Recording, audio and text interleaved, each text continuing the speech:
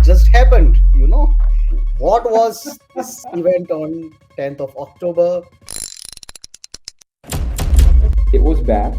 Even personally, yeah, I lost money too.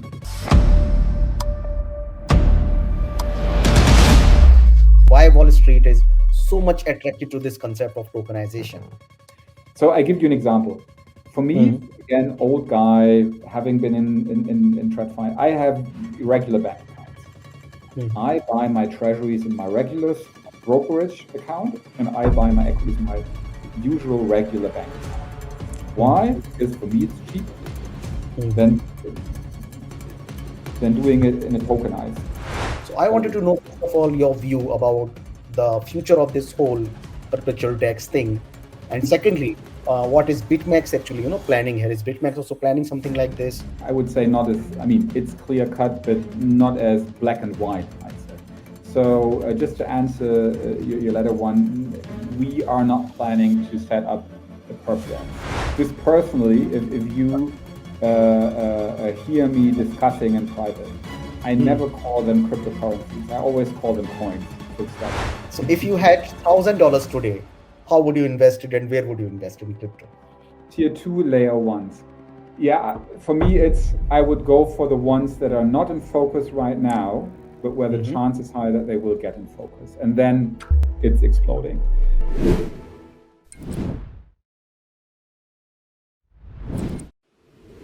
Hello everyone, hi, welcome to yet another episode of Voice of Web3, powered by CoinGame and Block of Fame. So guys, a lot is happening in crypto. We know that past few weeks have not been really well for the crypto community as such, and it's just bloodbath everywhere. And there are so many questions I know you have. There are so many unanswered queries we all have that we need answer to. And we were actually requesting a lot of people who can answer these questions. So gladly and luckily, we have somebody today who has the knowledge, who has the experience to help us all understand what is happening in crypto and also to help us understand what may be the move forward. So guys, today we have on our podcast Stephan Lutz. Stephan is the CEO of BitMEX right now. BitMEX, as you all are well aware, is one of the world's most influential crypto derivatives exchange. Stephan, with a background in global finance, risk management, and digital asset infrastructure, has led BitMEX through a phase of renewed institutional focus, stronger compliance, and product innovation.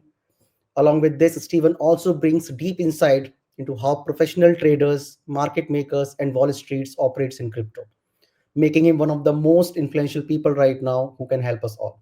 So, Stephan, welcome to the stage. Welcome to Voice of Web3 and Block of Fame. Glad to have you here. Hey, hello. Good to be here. I'm looking forward to the discussion. And I'm humbled by your introduction. Thanks for that.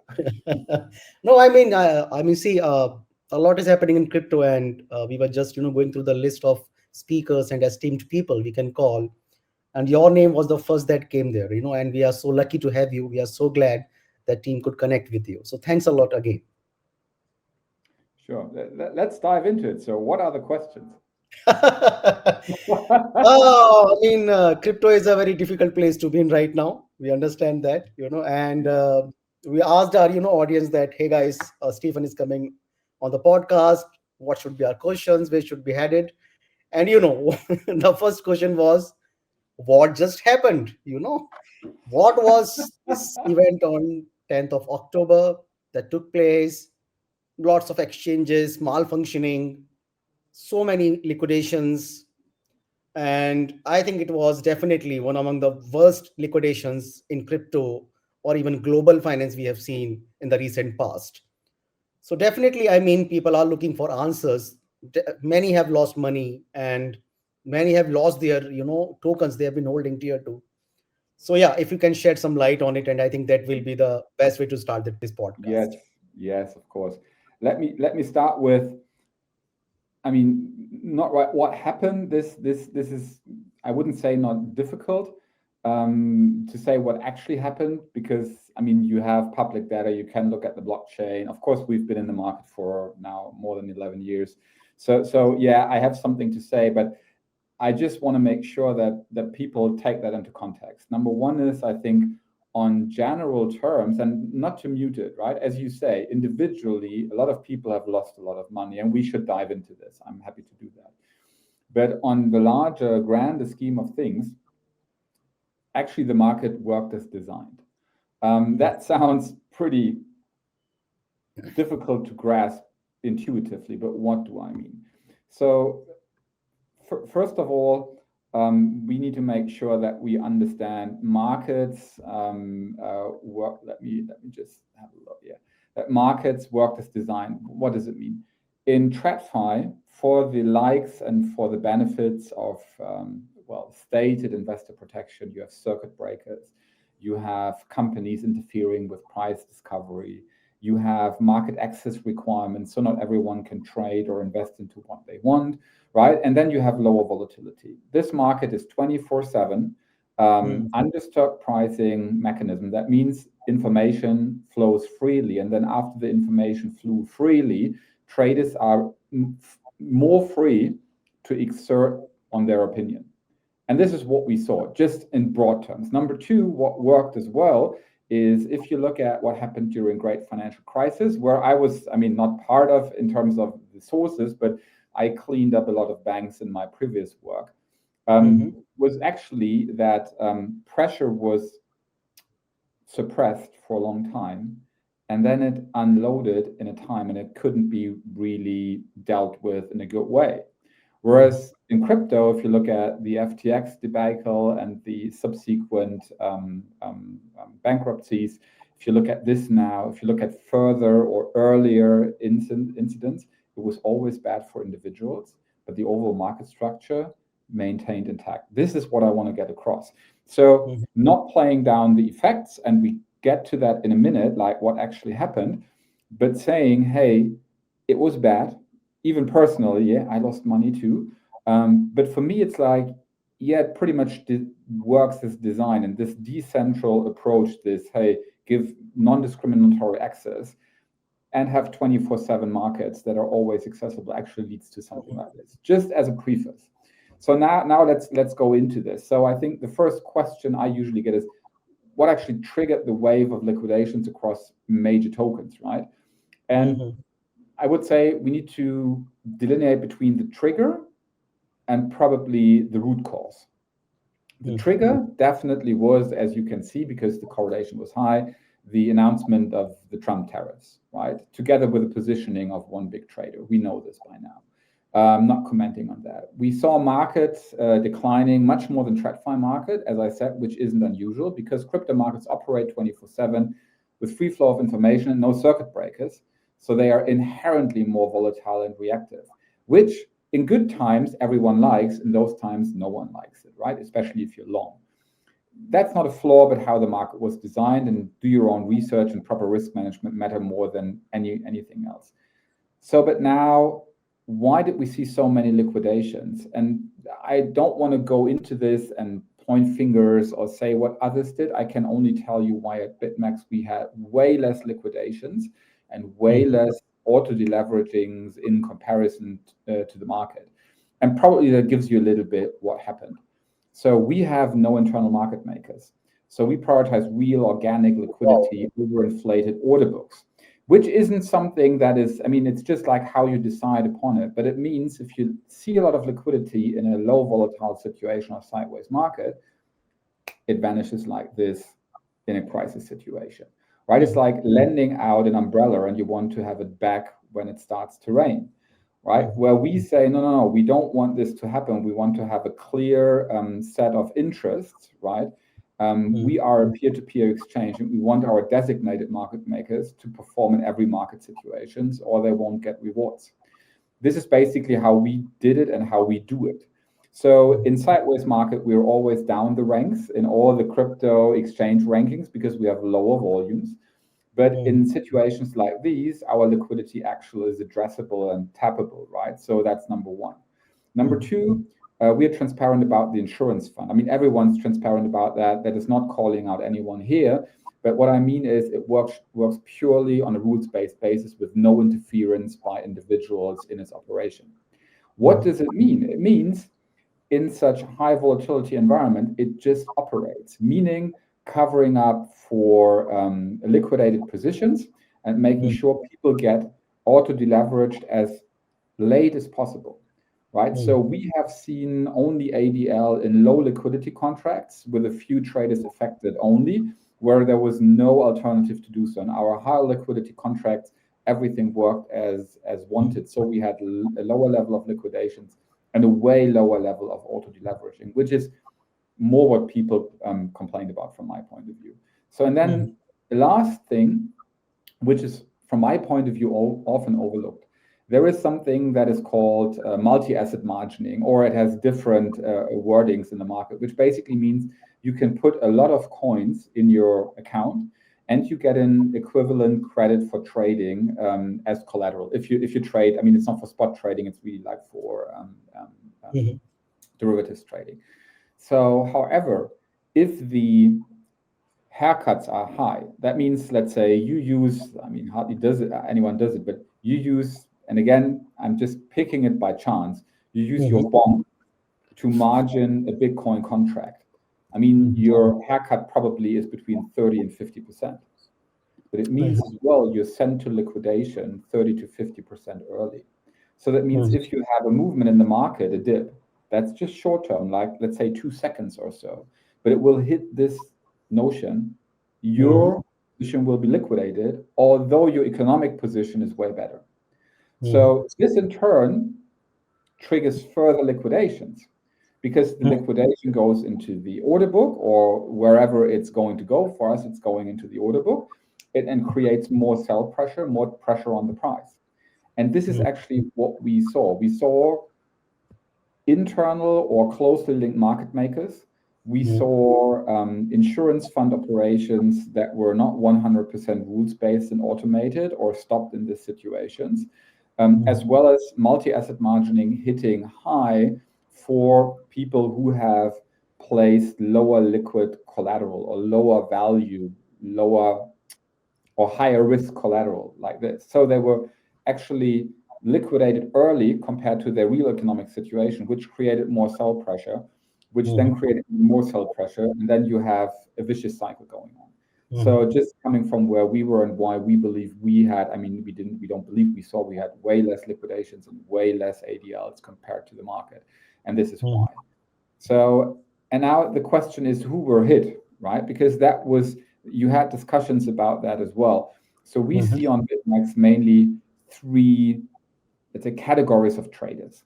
I mean, there are more, right? But three who were exposed. One are high-risk traders who trade altcoins and perpetual swaps or dated futures with big open delta positions, that meaning directional positions, and high leverage on all the venues they trade on. They usually fall into a category that I call, like, they take responsibility for their risk taking and they're doing their own research. So they knew what they were getting themselves into.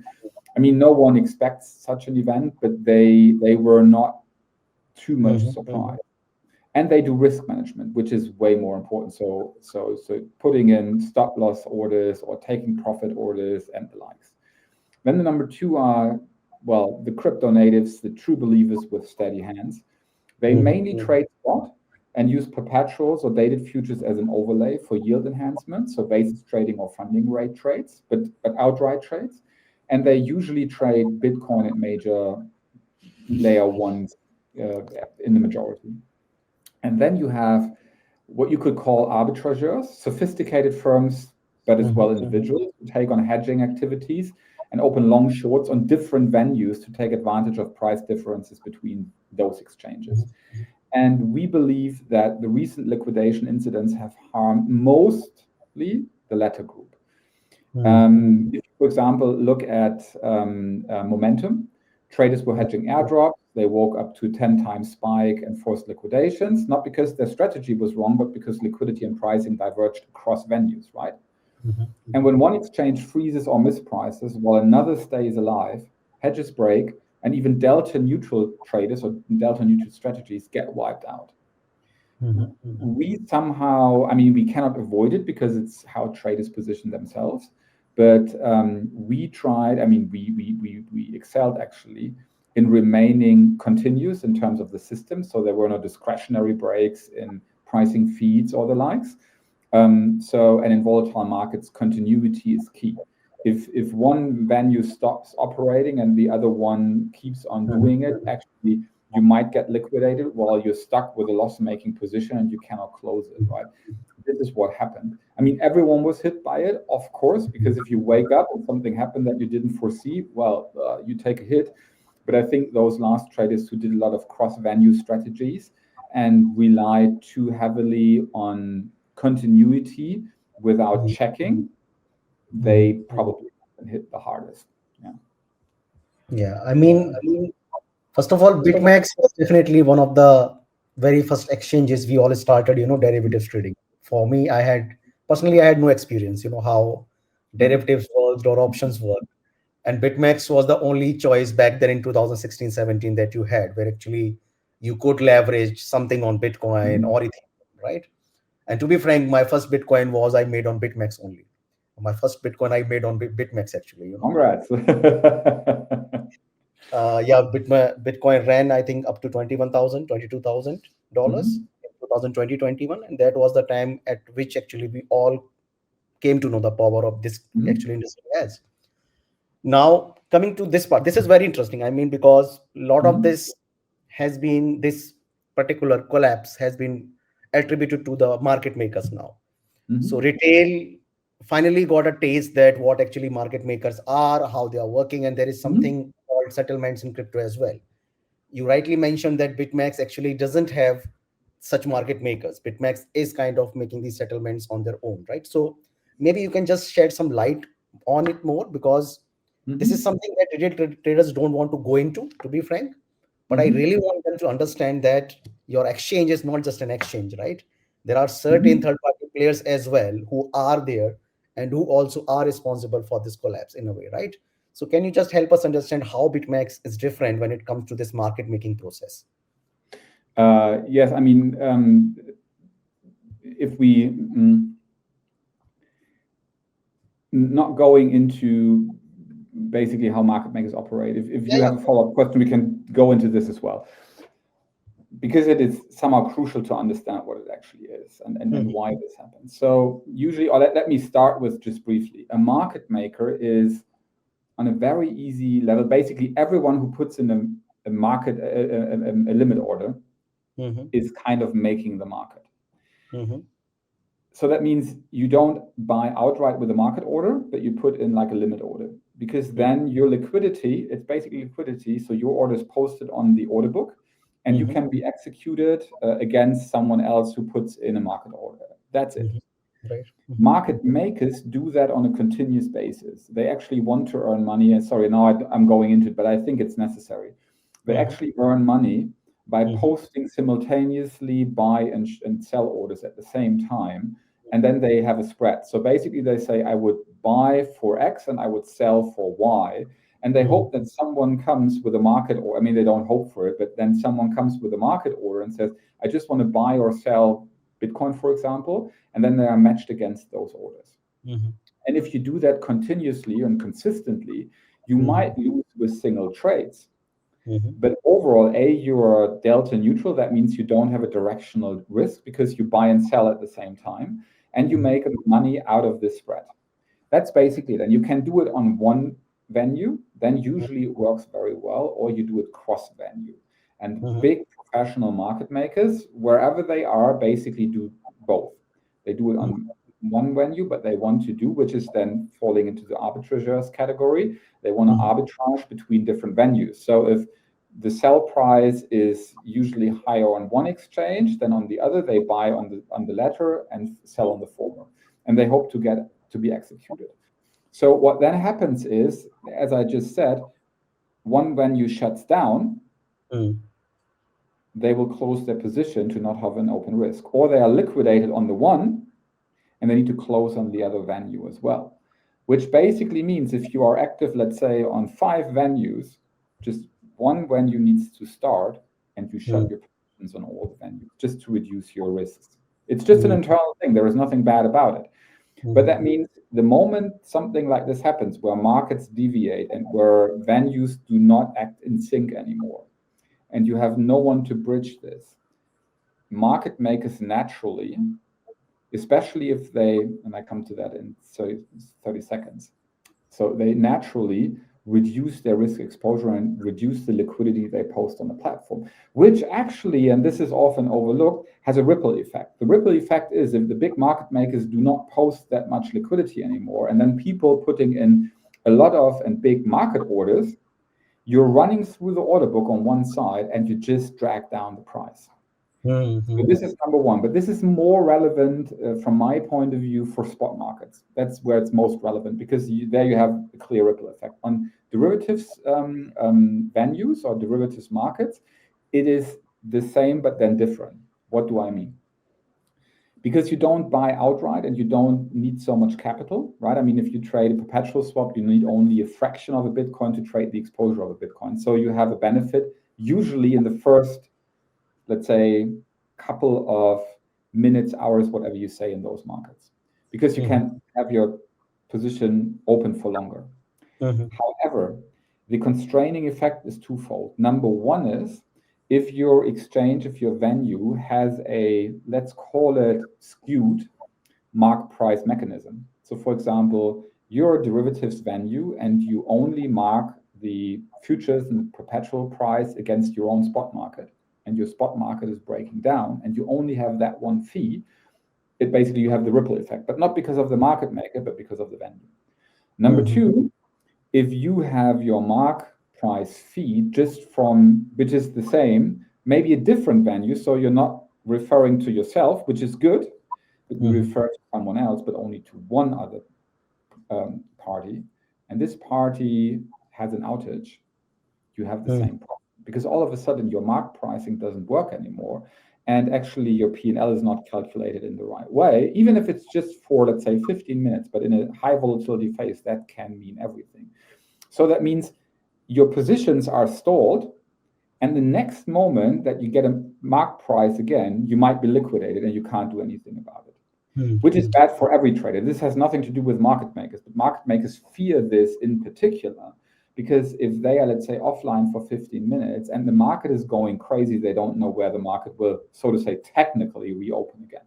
So they try to cancel all the orders in between, right? So you have that ripple effect. So again, for us, we source, especially for the high liquidity contracts, the mark price from a multitude of venues. So that means if one venue goes, let's say they're not going down, but they don't feed the prices anymore reliably, we can still rely on basically an index. It's basically an index price that we calculate. The index is still valid enough. At least, I mean, if everything breaks down and we have a nuclear market, that's a different thing. But in the market like this, as we had it on 11th of October, it still went very well. And this is where we place a lot of emphasis on. Again, in sideways markets, in low volatility markets, people even complain about it because it creates less opportunities to make money. But in those situations, it's like a little bit of gold, right? So this is why market makers had an issue. And then the next one is in derivatives. So derivatives markets is basically mark price feeds plus availability of collateral, which means if you have volatility spikes, their collateral on the platforms might not be sufficient. So either they send into liquidations or they close their positions, which basically means vanishing liquidity, or they try to infuse more capital, but usually they need to rebalance. It's called rebalancing. Rebalance this from other venues. So for example, if there would be a need to place like 2 million more in collateral on BitMEX, they need to get it across, let's say, from, take a venue, Coinbase. So they need to withdraw from Coinbase International, send it to BitMEX, and then they can use it here. Here's the thing. Although crypto markets are 24/7 and on-chain settlement means near-time settlement, way better than TradFi, way better. It's often forgotten. Now everyone's like, yeah, look at this. I'm like, no, it's still way better than in TradFi. I worked in TradFi for more than 20 years. So I really know my game here.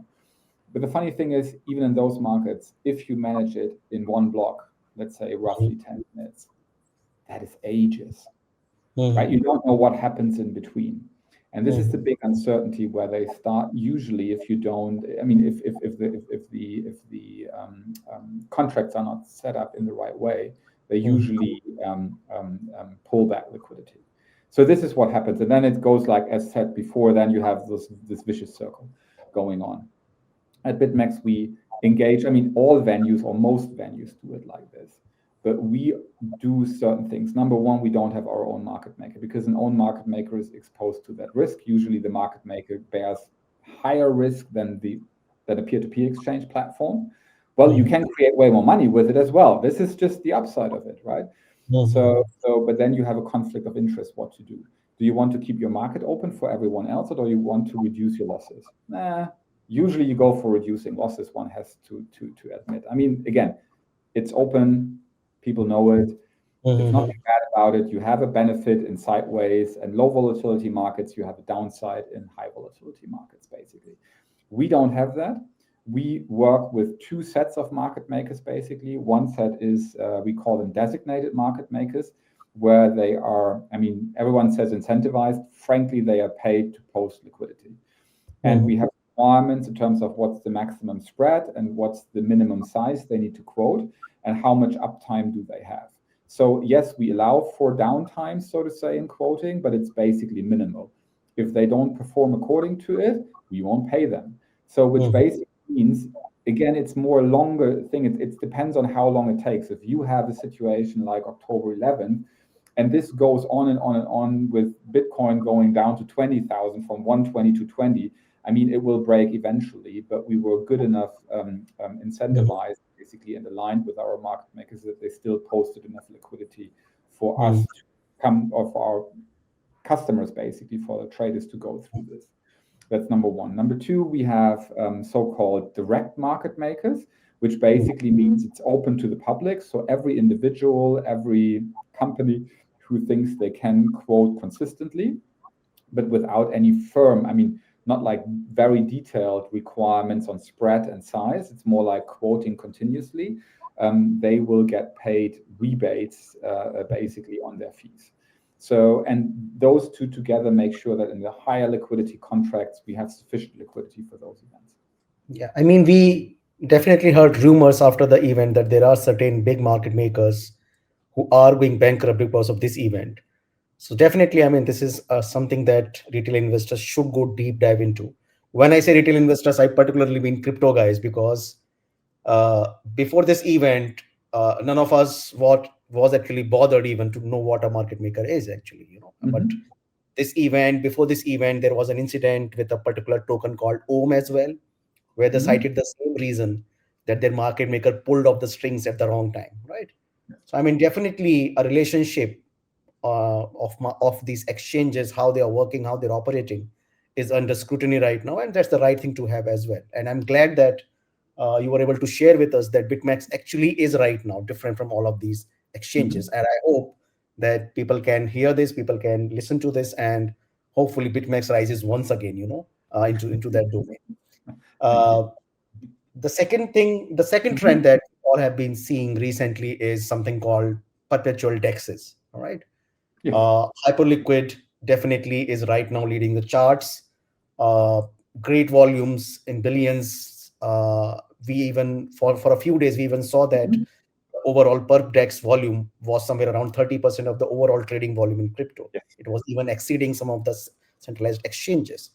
So I wanted to know, first of all, your view about the future of this whole perpetual DEX thing. That do you really see some longevity to it, or do you see it as some form of, let's say, you know, stress-driven kind of a market? And secondly, what is BitMEX actually, you know, planning here? Is BitMEX also planning something like this, or is BitMEX going to be into the same kind of scope of things where actually risk management still remains to be the best of the services that you have? All right. Yeah, interesting and good question, actually.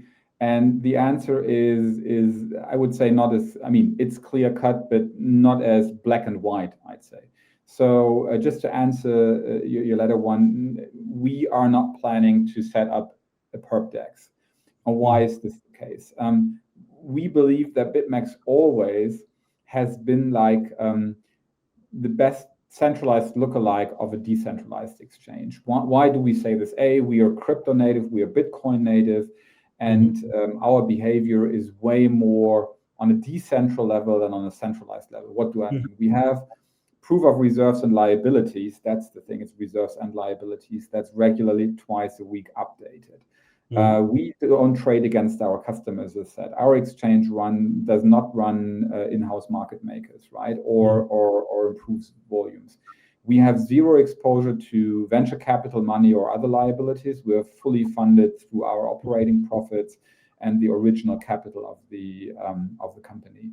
And we are a true peer-to-peer exchange. So that's super important for us and for our trading and transparency experience. So this is already an overlap, I would say, of probably 60% with perp dexes.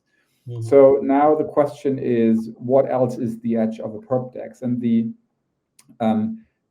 edge, from my point of view, is like decentralized derivative platforms like those offer aggressive trading, right? High leverage, fast order books, and it's a good tool for those who really know how to deal with extreme volatile markets at fast speeds and can evaluate the technology, because that's key.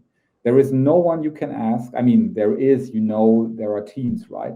But there is no one to ask. There is no governing body. I mean, if you have a complaint, it will probably go nowhere. I mean, this is in the design of it, right? Where we say, no, this is the part where we want to be actually different to a perp dex, right? Then there is another aspect to it, which is perp dexes, let's say 3 major USPs, as I said, is it's for super high risk takers, often no KYC and heavy incentives, right? So being a venue for super high risk takers definitely is there to stay. There are people who want exactly this, right? Who know, and I alluded to them briefly in the beginning. So, but no KYC and heavy incentives are things that probably, regardless of what we would love to hear, right? I mean, have a shelf life for each venue, right? Especially heavy incentives usually work well until they don't anymore. And you see that you had other decentralized exchanges before. They're not gone, but they have gone big and then smaller again in relative terms. We now have Hyperliquid, same thing. So the question will be, how much of those incentives are there to stay, or is that just a virtuous cycle that goes upward as long as you have higher incentives, more traders to come, higher incentives, more traders to come. If you break that cycle, it works the same way downwards. So you have a downward spiral in a vicious cycle. So, and I think this is the highest, I mean, not risk. I mean, I use perp dexes myself for certain aspects, I have to say. And I guess every trade, and not every trader, but many BitMEX traders do. But it's like, what do you look for? If you want to place a high risk bet, very fast, quickly, let's say it's traceable, but non-traceable in a way with privacy, go for it, of course. And it is there to stay. This is there to stay. Will it be the perp dexes we see today? I am not too sure. I would say if we have the same conversation in 3 years' time in the next bull run, we will talk about different names and different setups. This is my personal view.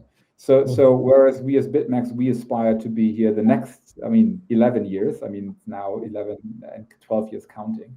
So, and I think this is the best way to distinguish between centralized exchanges offer usually a more risk-adjusted manner. Users still have the safety of accessing our customer support teams as well as our management teams, right? I mean, we are pretty visible, open, approachable, and you can rely on a third party should there be bigger issues with their funds or trading, right? And I think that's the reliability, safety aspect provided by centralized exchanges versus decentralized exchanges. I'd say, in short, higher rewards on decentralized exchanges, more stability, which is boredom in a way, but more stability in operations and risk management for a centralized exchange. Since the starting of the podcast, you have been mentioning one thing again and again, and that's quite, that's something that crypto users are now exploring actually. Before this incident, they didn't explore it much, and that is called risk management, right? So one thing you have been highlighting since the start of the podcast, I think where BitMEX actually excels is more about risk management. So it's more about for traders who want to stay here for long and who are not just here on the hype version of the crypto, right? So I mean, that's wonderful to hear from somebody in crypto about risk management. First of all. So, Stephen, second thing, second trend that has been catching up now, and it's not something new, is Mhm. recent interest of Wall Street in crypto now. Not recent, but the recent moves that have accelerated Yeah. so far, right? So, we are seeing DATs, treasuries being made around certain coins. We are seeing lot of applications for ETFs, some of them getting approved as well. Lot of activity when it comes to CME, lot of activity when it comes to CFTC.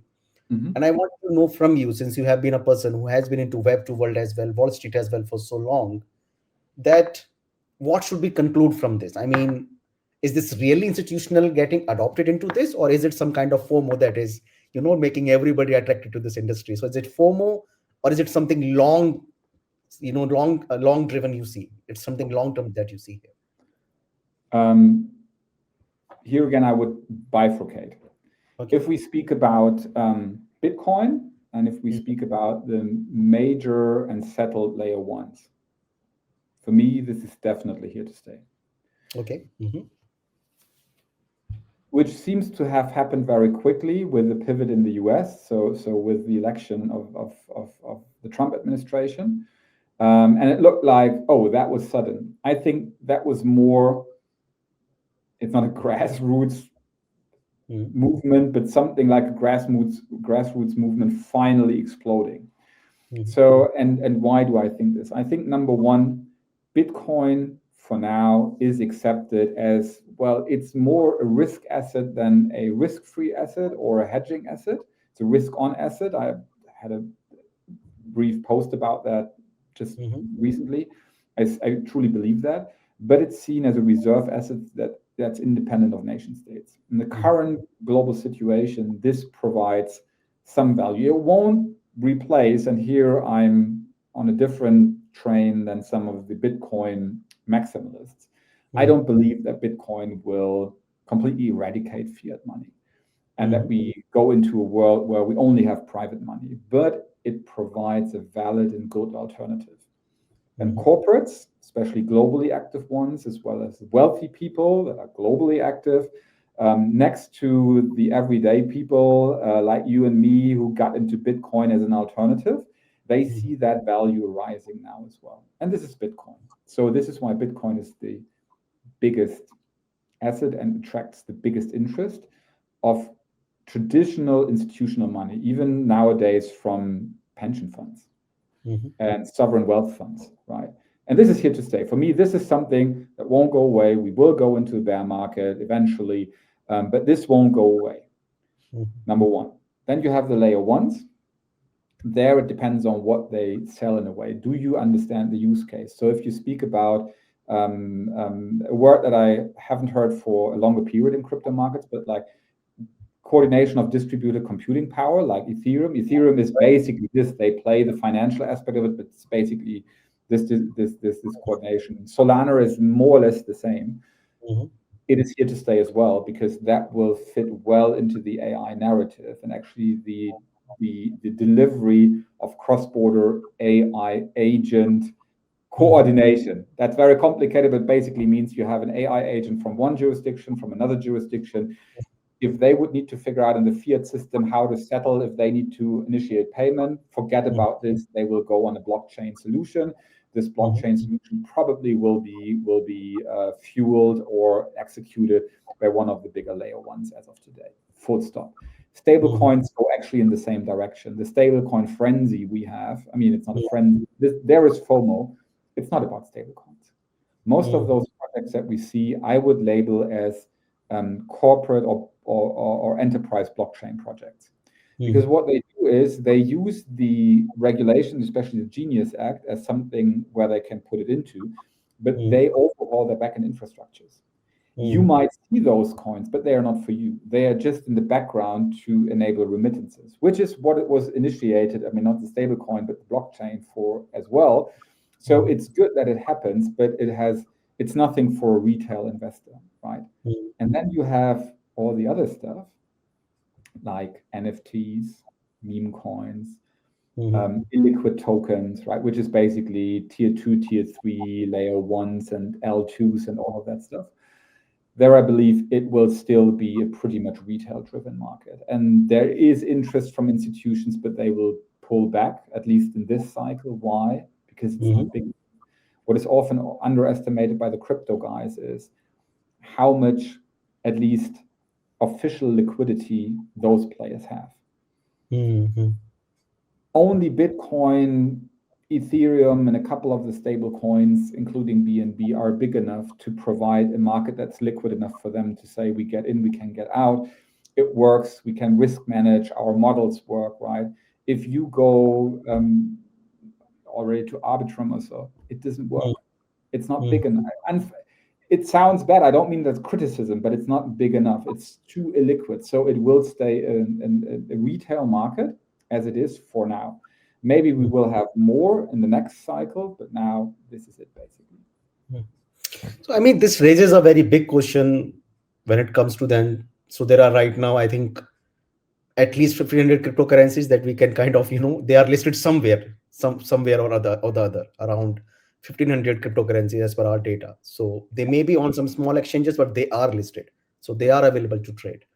And this raises a very big question that what's the future for these all cryptocurrencies? So many of these projects, most of these projects are trading driven only right now at the moment. Teams are saying that they are building something behind the scenes, but you don't have any as such a product or as such, let's say, revenue models backing it up for most of these cryptocurrencies. So I mean, as you rightly said, that yes, layer ones are here. Layer ones may play a critical role when it comes to global finance, when it comes to global remittances, other use cases. But what do you see the future holds for these other cryptocurrencies? I mean, specifically, we call them utility tokens at the moment, but I think that particular definition is also now kind of narrowing down. It's not broadening; it's narrowing down now. I mean, just personally, if you hear me discussing in private, I never call them cryptocurrencies. I always call them coins, full stop. I mean, the coin implies a currency in old times, but I refer as it's a token, right? It's a coin. So, and then the question is, what does it mean? It always was, but it was there was an overlay of hype and FOMO. So, and you could say very easy. I mean, it's very it's like oversimplifying.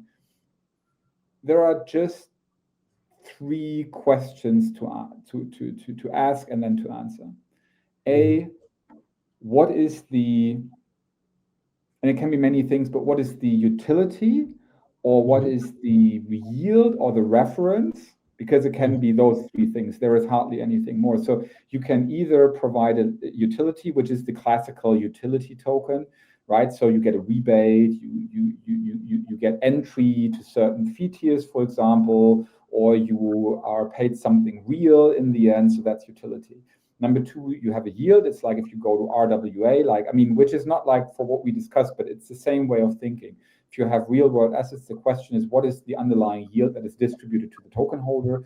Or number three, what is the reference that you provide? So for example, if you have tokenized equity, there is no yield on the equity because you don't get the dividends, but you have a reference to the price of the token. So what's the reference? So this is the starting point. What is it actually that you get? Do you get the utility as a holder?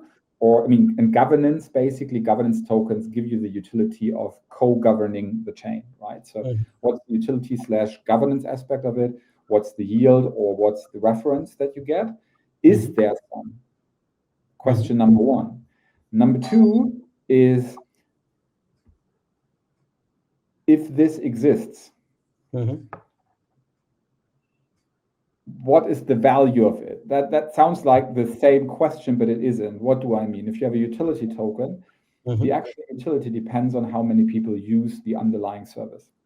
If you have, let's say, tokenized equities, it depends on how many people are interested in that equity.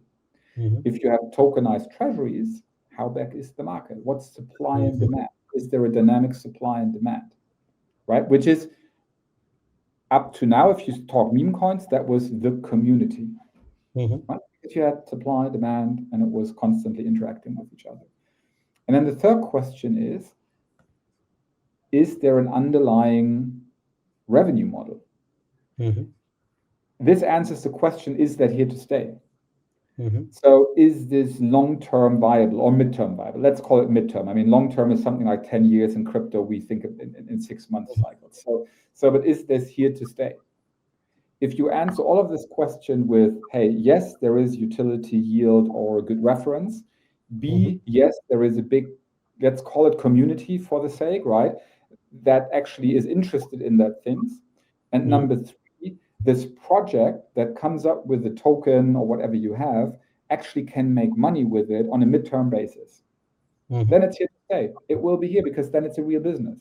If it isn't, then it's just like a narrative, something that's cute, something that's interesting. It probably isn't here to stay. It doesn't mean it's scam, which I often try to explain to even older people than I am. I'm like, look, you trade collectibles. If you trade sneakers, they still stay collectibles and they still stay sneakers. Right. But you can make money with it, and there is nothing bad about trading it. It's just not a financial asset. It doesn't work like an equity or a bond, right? And this is often underestimated as well. So I believe that many coins are here to stay, but equally many will vanish or just be forgotten at the bottom of the list. I mean, no disrespect to those projects. That's not what I'm after. I just want to make sure that traders are informed that they can do their own research and that they can classify what they have in front of them. And again, sorry, I repeat myself, going back to, does it provide utility or yield or reference? Will it be used by a lot of people? And is the project that actually supports this able to make money with it midterm?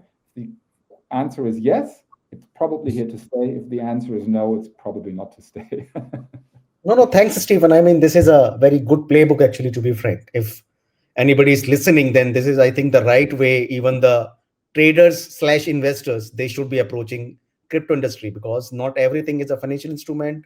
Not everything is backed by what essentially equities or private markets are backed by, right? So here you will have to go into the project, you will have to check out the founders, you will have to do your due diligence yourself. There is no SEC, there is no government who is doing it for you here. So I mean, thanks a lot for putting out this information. Stephen, another thing that, I mean, that has been in the news, had been in the headlines for so long now, is tokenization, right? I mean, and I do personally, I have been advising a few projects now in the Middle East and US as well. And there is such a FOMO right now. I mean, for some reason, everybody just wants to tokenize everything, while they may not even understand what on-chain means, right?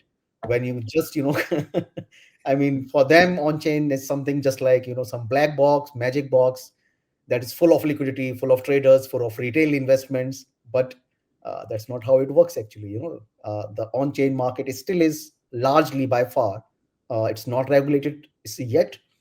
And there are still a lot of questions to be answered when it comes to regulating the on-chain market as such, right? But tokenization, I mean, definitely tokens are far more easier to trade, far more easier to exit when it comes to private equities. So yes, there is a debate when it comes to equities versus tokens, when it comes to equities versus RWA. And I kind of, wanted you to help us understand a bit that why this is so crazy for the Wall Street, why Wall Street is so much attracted to this concept of tokenization. Oh, I love this question. Thanks for that. I was expecting something slightly different because I was already thinking, oh, that will be very difficult. Just a couple of words as an introduction. In my previous, it's not career, but in my previous job, I was involved as well a lot in securitization.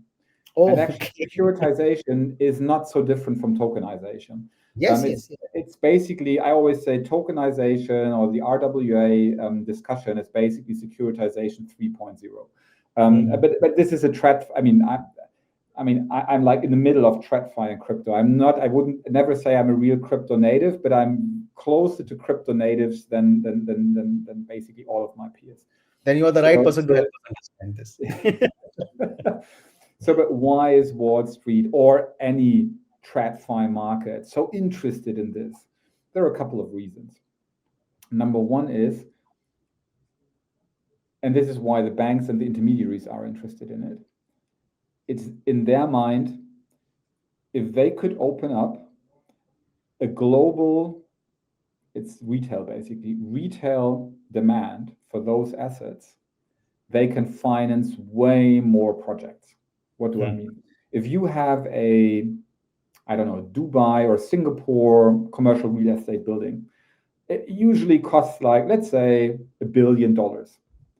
And you are not allowed to sell this on the current regulations in any way, shape, or form to retail investors. You can go for REIT, so there are some measures already, but it's like not easy.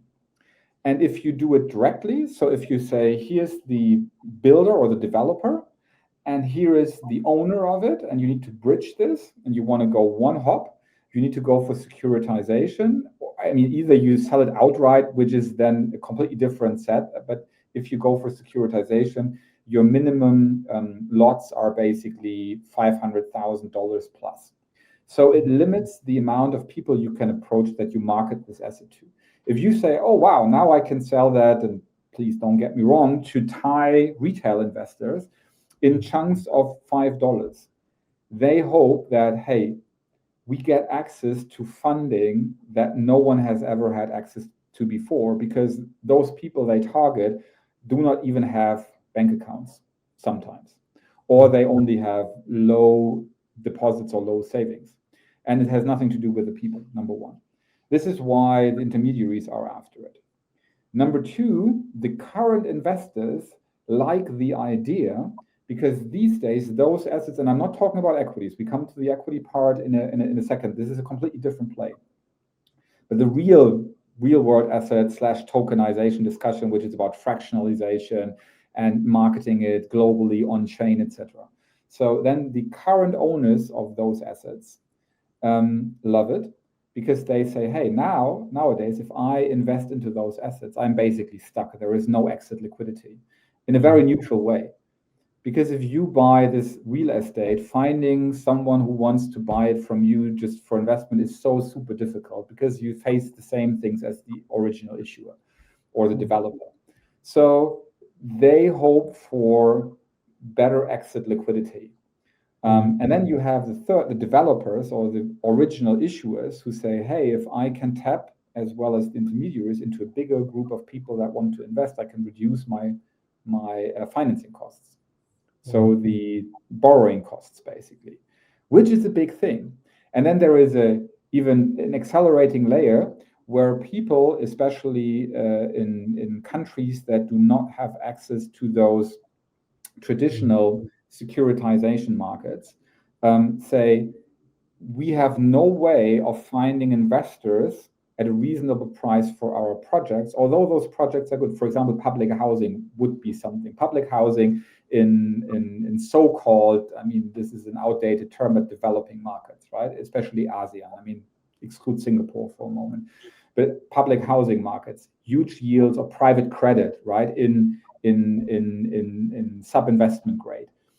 Huge market, really consistent high yields, but it's overly expensive investing and issuing, because you cannot channel it through the right channels. And if you have a direct channel, like to the end investor, it is way better. That's why they're all super interested in it. And this is for the real, this is what I call real tokenization. Then you have like the frenzy right now in tokenized equities and tokenized treasuries, interest-bearing deposits, all of that stuff. This plays slightly different from my perspective. It has two angles as well for Wall Street, so to say, or Wall Street banks and established TradFi banks. Number one is, and no one speaks, or hardly anyone speaks about that in public, it enables them to overhaul their backend infrastructures to a way more efficient operating system, so to say, which basically saves them costs and improves their profits, all other things being equal. That's number one. That's why they will do it anyway. That's why we see the stablecoin project. I mean, why should Walmart issue a stablecoin?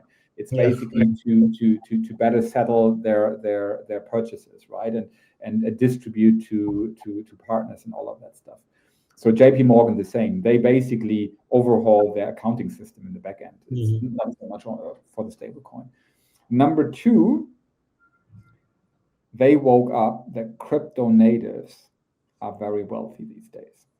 The crypto natives do not want to open up a securities account with a classic brokerage platform. That's This it. is interesting. So they have their wallet, and if you provide them with an asset that is de-risking them, actually, tokenized equities and tokenized treasuries are a completely de-risking strategy for wealthy crypto natives. They don't need to stay in the crypto coins, right? They can say, hey, 20% of my portfolio now is in treasuries, which is like, we can discuss about sovereign risk these days, but it's basically a low risk asset compared to others. Yes. They couldn't tap into this because they were debanked in the last cycle. They are not able to open up bank accounts, or they won't get the risk ratings, or whatever you have. They cannot on and off ramp, right? I mean, they cannot or only at high costs or high efforts. But if you give them this in their infrastructure, they will buy it like hell.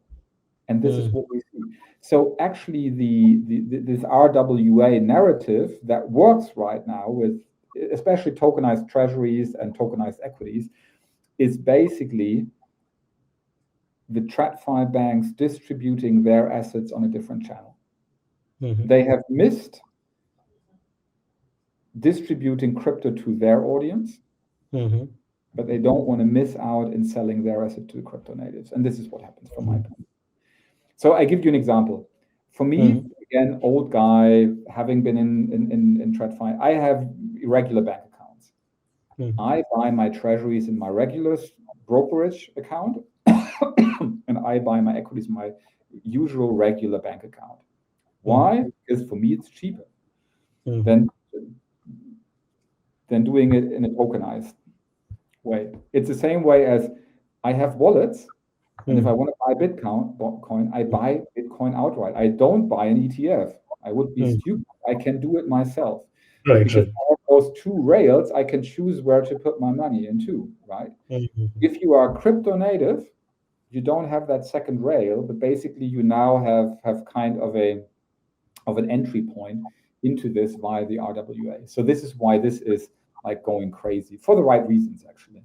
But this is what happened. My read of the situation. Yeah. I mean, so liquidity still is a concern that I see. I mean, a lot of projects have been tokenized. We ourselves have tokenized, I guess, somewhere around $3.5 billion worth of now real estate plus arts, maritime assets. But the challenge that neither the asset owners want to discuss right now and neither service providers is that how we are going to bring so much of liquidity, because these assets are actually securities, right? So they are going to be traded on something backed by SEC or some securitized asset only. I mean, exchange only. You cannot sell them as utilities. So this is where my next question is that where do you see this liquidity coming from now? Do you see platforms like Securitize in US, which are a regulated platform, which are right now being regulated under the US jurisdiction? Or do you see current centralized exchanges actually playing a role in bringing liquidity to these RWA? You point at one of, I just love the number 3, but I think it's 3. Let me dive into it. But 1 out of 3, let's say, nuts to crack in this space. I believe it works right now for those, let's say, tokenized treasuries and equities, because you can sell them as so-called asset reference tokens. So you have regulation that works in the crypto space. So I believe there will be liquidity coming for those, as I said, from the crypto natives. For this real tokenization and fractionalization, it is, as you say, there is no solution found. It could be done by the classical players. They could bring it on chain and then distribute it, but it would require them to get into the crypto world, and they don't want this. Mm. They don't want to, I always say they don't want to get their hands dirty themselves. They would need another intermediary. But if you have another intermediary, it gets more costly and it eats up actually the benefit of doing this. Mhm. I believe the crypto world would love to do this, Mhm.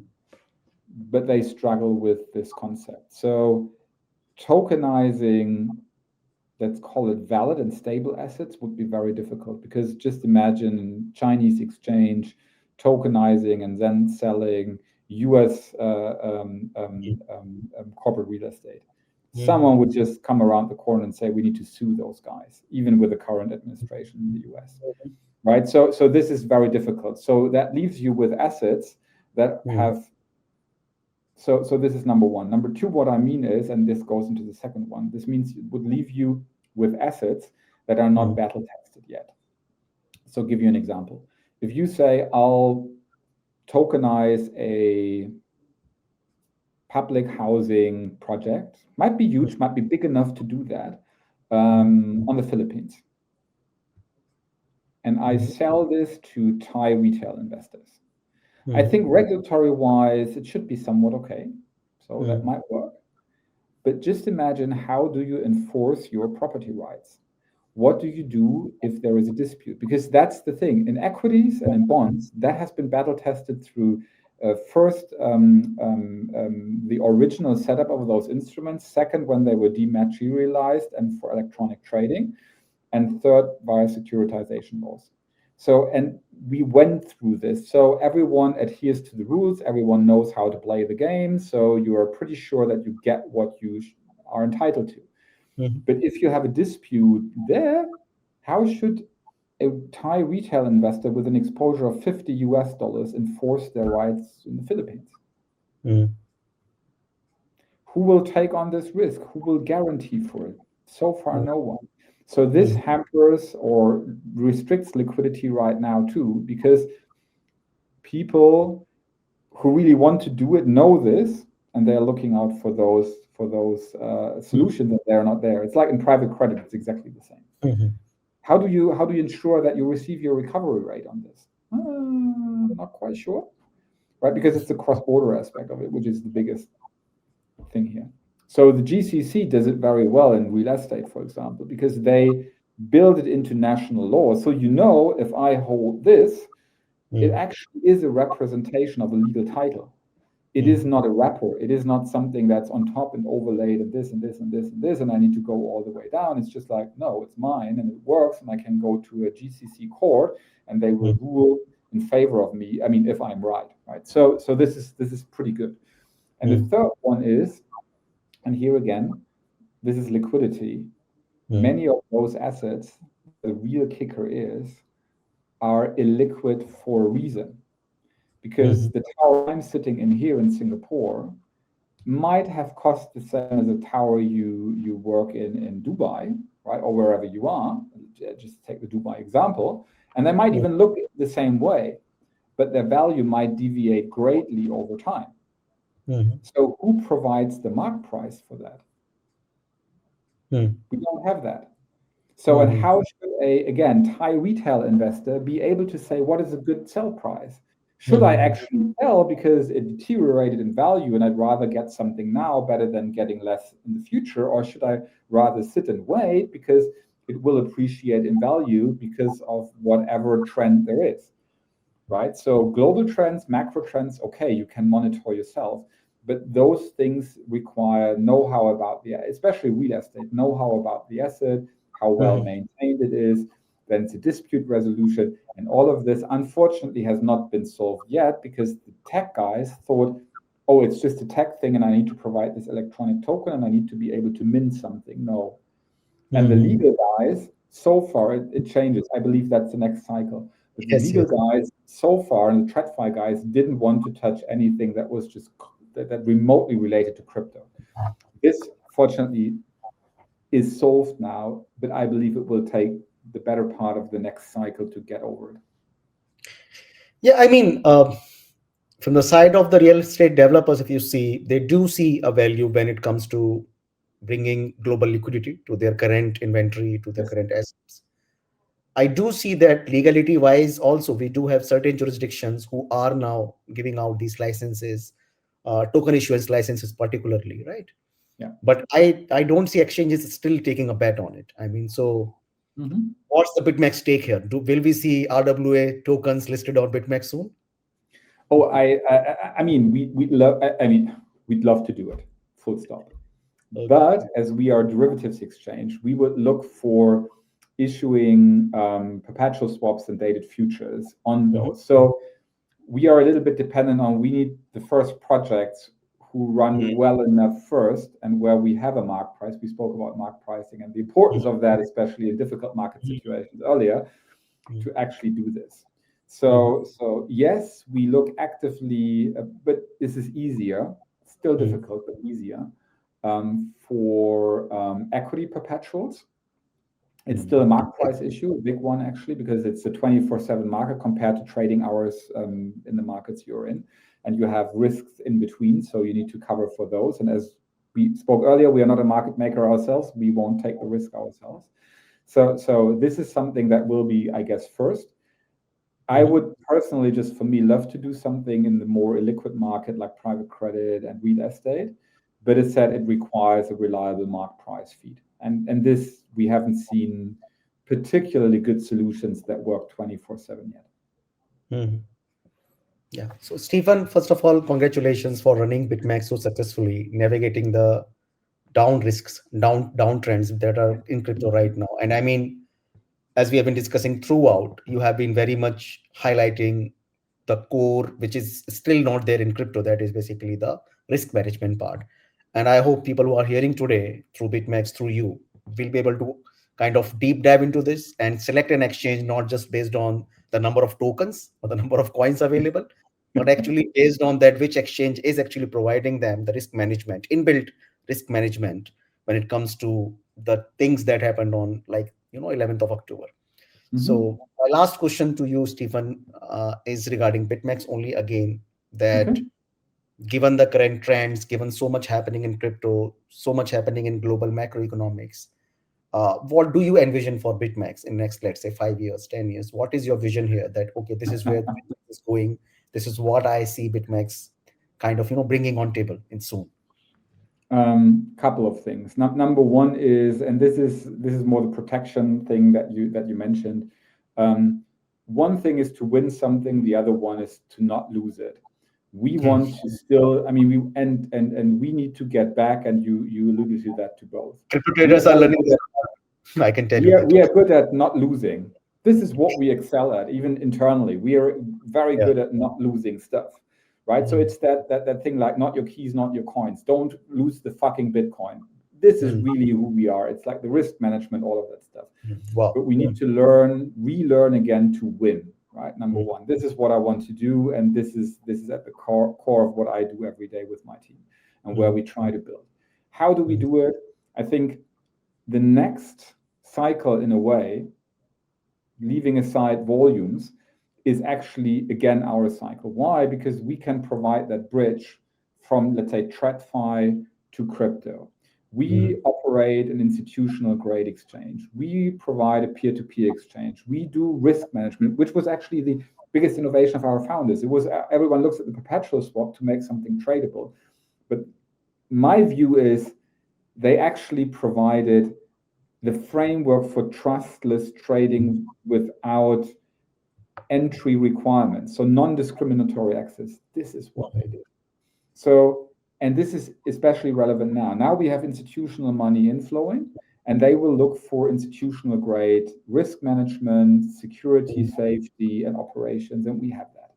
At the Hmm. same time, we are still Bitcoiners, and we love this thing of non-discriminatory access. We want to bring together institutions and individuals on a level playing field, Hmm. not to scam, not to take over, not to just rid them of money, but really to, so that they can interact with each Hmm. other directly without intermediaries, cut out the middleman.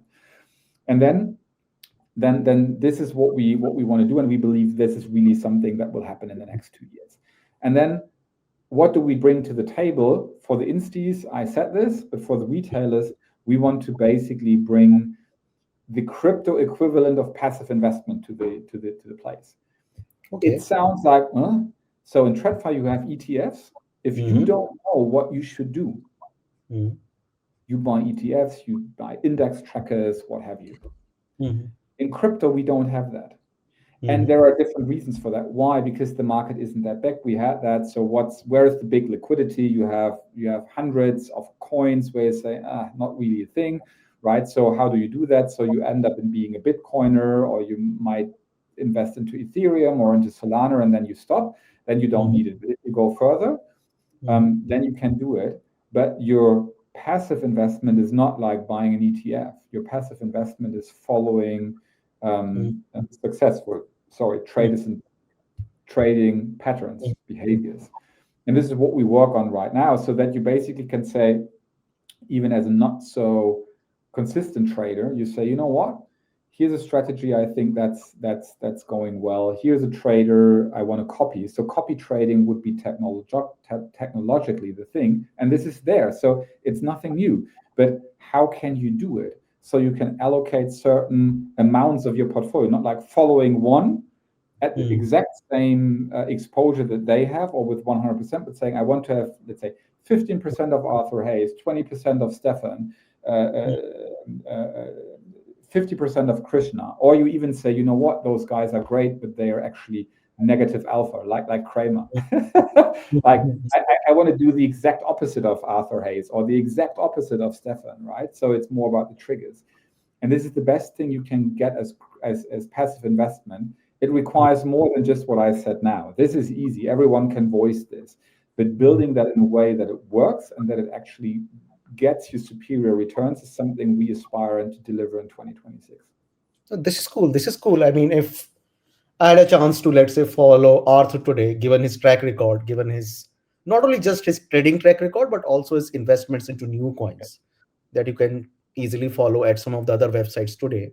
If I can Exactly. get that investment slash trading flavor on one exchange, then yes, why not? I mean, uh, so recently you must have seen that a lot of these platforms allow you to entry at a certain before Yeah. TG event, before the token generation event even, right?